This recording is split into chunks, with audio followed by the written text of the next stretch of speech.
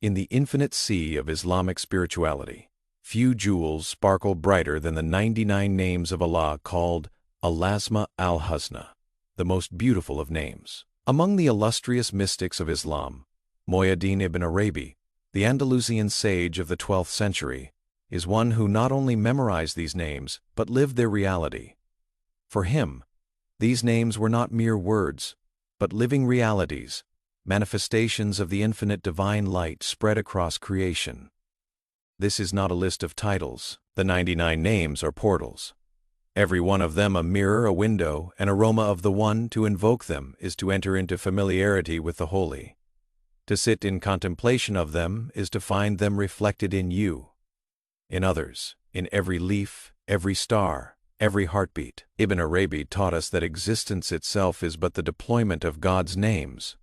The world is the great stage upon which these names are displayed, each being a specific embodiment of one or more of them.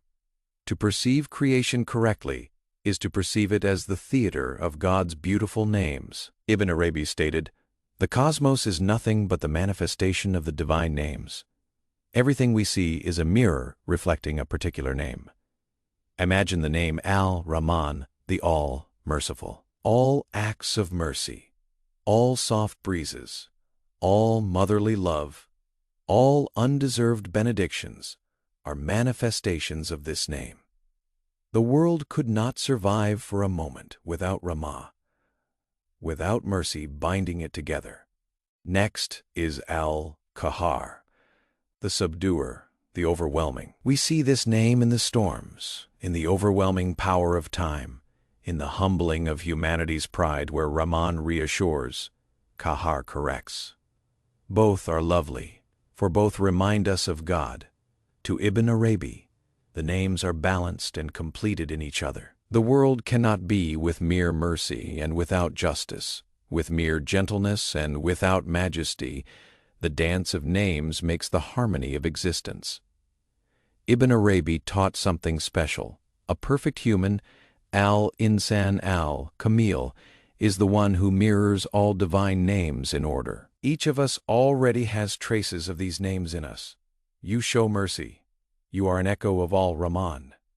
You create. You are echoing Al-Khaliq, the Creator. You forgive. You mirror Al-Ghafur, the Forgiving.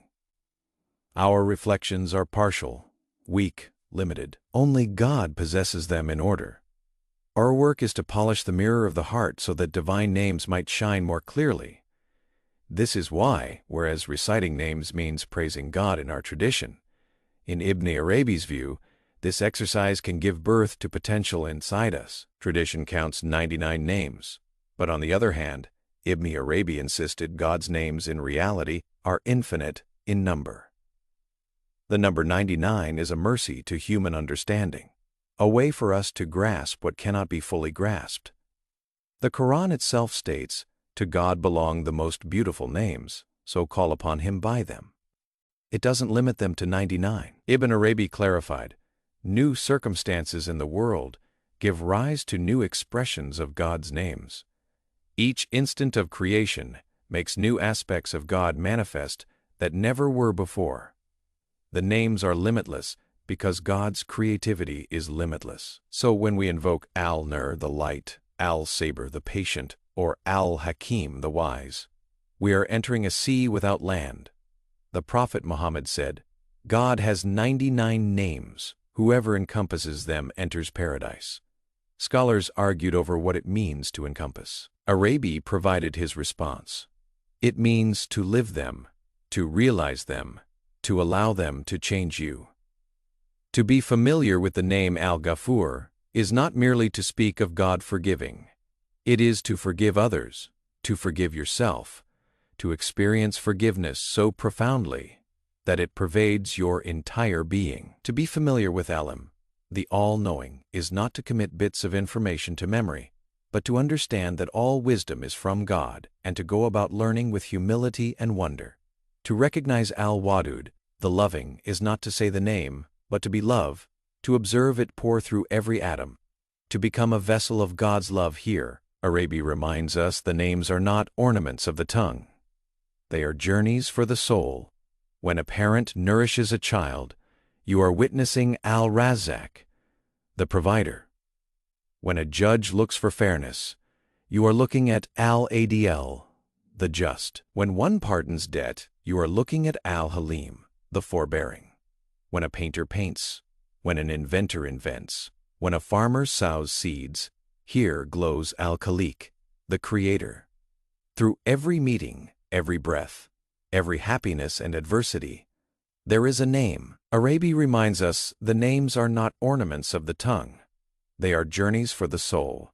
When a parent nourishes a child, you are witnessing Al-Razzaq, the provider. When a judge looks for fairness, you are looking at Al-Adl, the just. When one pardons debt, you are looking at Al-Halim, the forbearing. When a painter paints, when an inventor invents, when a farmer sows seeds, here glows Al-Khaliq, the creator. Through every meeting, every breath, every happiness and adversity, there is a name. The trick is not to make your eyes linger on the surface. Peer deeper, and you will discover the name behind the event. Ibn Arabi would refer to the secret name, the name which is purely your own.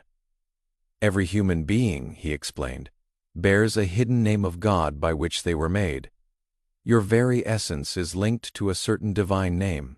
It determines your path, your inclinations, your challenges, your virtues. Some are made under the sign of Al-Jalil, the majestic, others with Al-Latif, gentle, some with Al-Sabr, patient, others with Al-Qawi, strong.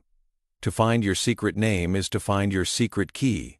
The method is through self-awareness, prayer, and unveiling in the spiritual sense. For Ibn Arabi, even your breath is full of the names. The rhythm of inhaling and exhaling is a life rhythm infused with divinity. He instructed that each breath of the servant is either a praising, a remembering, or a forgetting. When you breathe with awareness of God, you inhale the names. Your chest expands with Al-Hayy, the ever-living. Your exhale comes back with Al-Qayyum, the self-subsisting. So the names are not external to you. They reside in your very breath. Arabi used to explain the names in the form of stories. He once stated, "Imagine a king with 99 treasures, each in a chamber and locked. Each chamber is distinct from the others. One has gold, one silk, one weapons, another gardens. The king says to his servant, 'If you want to know me, go through these chambers, search them, live around them, but understand that I am not confined to these treasures. I am more than they.' And so are the 99 names.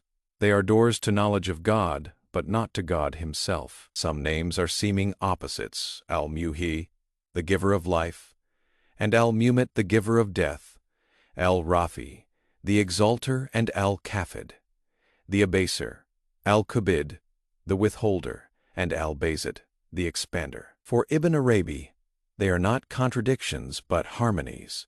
As day and night succeed each other, so the names each one cannot live without the other. Death unveils the loveliness of life. Withholding unearths the sweetness of giving. Abaseness instructs us in the virtue of exaltation. The names instruct us to accept paradox, to recognize oneness in seeming opposites.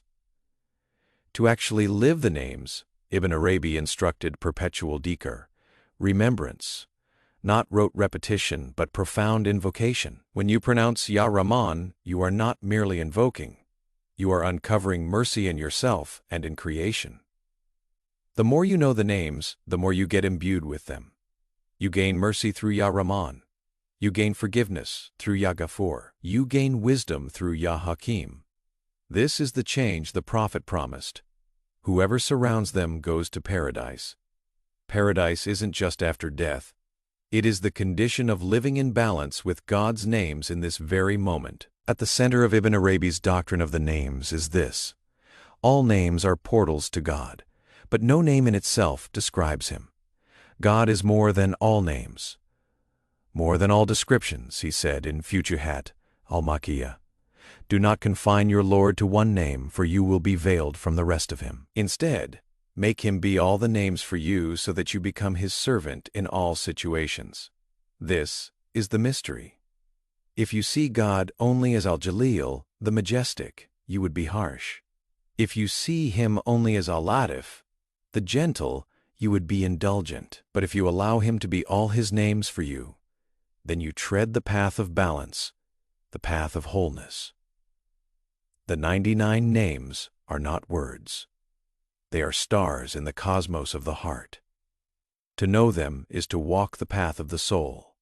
To live them is to be a reflection of the divine. Ibn Arabi invites us to gaze at the names everywhere, in laughter and in sorrow, in flower and in decay, in giving and in withholding. And finally, having journeyed through mercy, justice, wisdom, love, power, beauty, and majesty, we come back to the fact that the names are endless, and that beyond all the names, God merely is.